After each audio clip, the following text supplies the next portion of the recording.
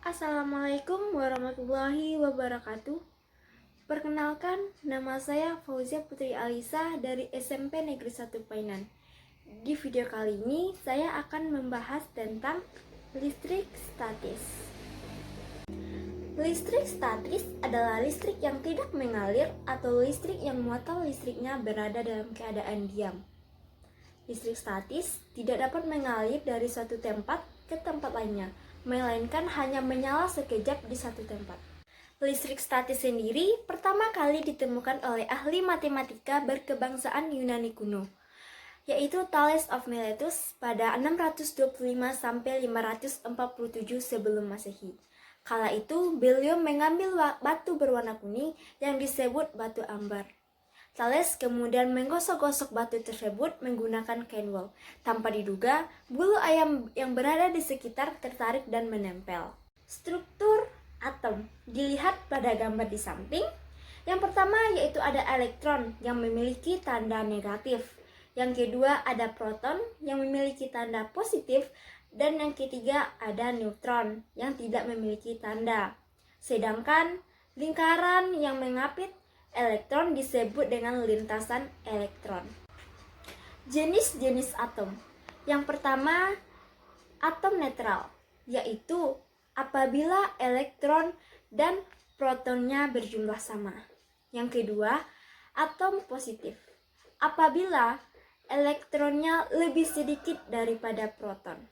Yang ketiga, atom negatif, yaitu apabila jumlah elektronnya lebih banyak daripada proton. Sehingga dapat disimpulkan, bila sebuah benda kelebihan elektron dan kekurangan proton, maka benda tersebut akan bermuatan negatif. Sebaliknya, bila benda kekurangan elektron dan kelebihan proton, maka benda tersebut bermuatan positif. Namun, jika jumlah elektron dan proton benda sama, benda tersebut akan bermuatan netral. Gerak muatan listrik. Kita lihat pada animasi di samping. Dijelaskan, apabila suatu benda positif dan benda positif kita dekatkan, maka akan saling tolak menolak. Begitu juga dengan benda negatif didekatkan dengan benda negatif, juga akan saling tolak menolak. Tetapi jika benda negatif dan benda positif didekatkan, maka mereka akan saling tarik menarik.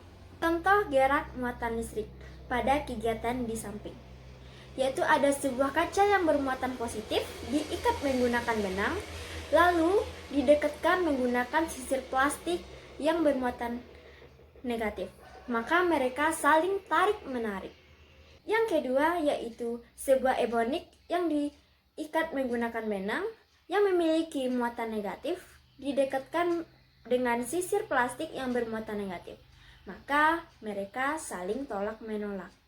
Cara membuat benda menjadi bermuatan listrik. Terdapat 3 cara. Yang pertama, konduksi, yaitu dengan cara menempelkan sebuah benda pada benda yang sudah memiliki muatan. Yang kedua, induksi, dengan cara mendekatkan benda pada benda yang sudah bermuatan. Contohnya pada gambar. Yang ketiga, menggosok, yaitu setiap benda mempunyai kemampuan melepaskan elektron, namun punya kemampuan yang berbeda-beda dalam menerima maupun menangkap elektron. Contohnya pada gambar berikut. Deret triboelektrik.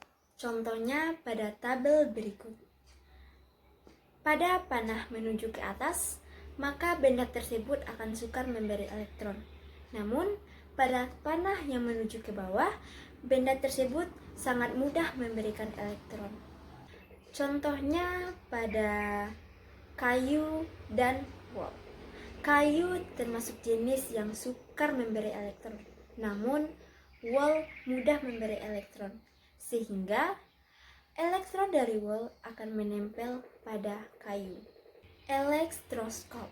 Elektroskop yaitu alat yang digunakan untuk mengetahui suatu benda bermuatan listrik atau tidak.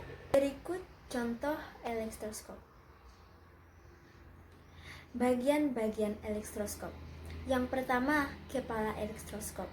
terbuat dari logam agar dapat menghantarkan muatan-muatan listrik ke ujung daun emas.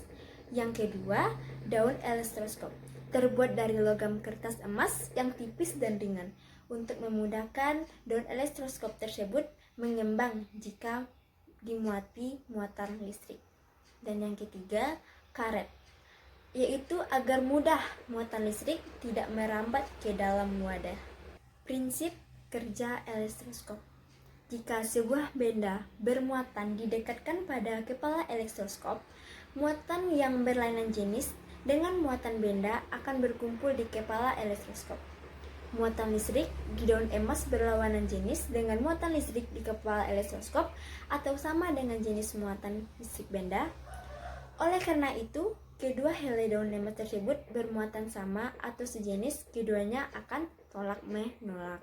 Contohnya pada gambar berikut. Sehingga dapat kita simpulkan, elektroskop yang telah bermuatan listrik ini dapat digunakan untuk mengetahui jenis muatan. Apabila benda yang didekatkan kepala elektroskop menyebabkan daun elektroskop lebih mekar atau berkembang, maka muatan listrik pada kepala elektroskop adalah sejenis dengan benda yang didekatkan. Namun, apabila benda yang didekatkan menyebabkan daun elektroskop menguncup, maka muatan listrik pada kepala elektroskop adalah tidak sejenis dengan benda yang didekatkan. Hukum Coulomb, yaitu gaya tarik-menarik atau gaya tolak-menolak antara dua muatan jenis sebanding dengan muatan-muatannya dan berbanding terbalik dengan kuadrat jarak yang memisahkan kedua muatan tersebut. Rumus hukum Coulomb, yaitu F sama dengan K Q1 kali Q2 per R kuadrat. F yaitu gaya tarik-menarik atau gaya tolak-menolak yang disimbolkan dengan Newton. Sedang Q yaitu muatan listrik yang disimbolkan dengan Coulomb. Dan R adalah jarak antara kedua muatan. Dan K konstanta jika medium muatan bukan pada medium vakum atau udara, maka besar antara gaya muatan Q1 dan Q2 akan lebih kecil. Catatan penting tentang hukum Coulomb. Yang pertama yaitu hanya berlaku untuk muatan titik. Yang kedua, nilai konstantanya 9 kali 109 N M2C-2. 3. Bila Q dan Q aksen bertanda, maka F akan bertanda positif. Yang keempat, gaya elektron statik F merupakan besaran vektor. Medan listrik. Medan listrik adalah daerah atau ruang di sekitar muatan listrik yang masih dipengaruhi oleh gaya Coulomb atau gaya listrik.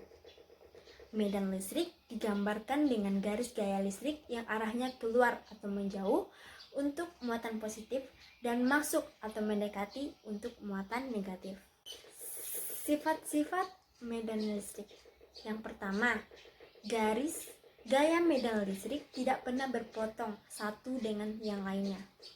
Yang kedua, garis gaya medan listrik selalu mengarah radial keluar, menjauh muatan positif dan radial menuju muatan negatif.